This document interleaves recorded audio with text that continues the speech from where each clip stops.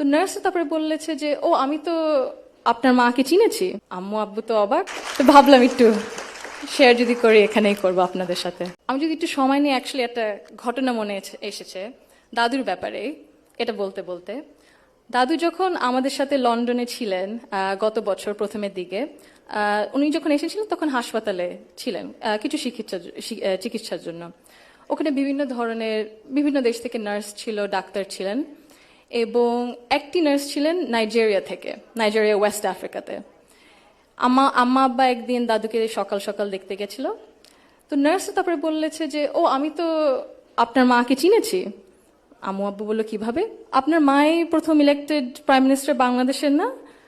আম্মু আব্বু তো অবাক, হ্যাঁ আপনি কিভাবে জানেন? তো নার্স তারপরে বললো যে আপনাদের যে উনি যে এত কিছু করেছেন এই মেয়েদের শিক্ষার জন্য, specially primary education, food for education, cast for education, এগুলো আমাদের সরকার ওই 35-30 বছর আগে দেখে ইমপ্লিমেন্ট করেছিল।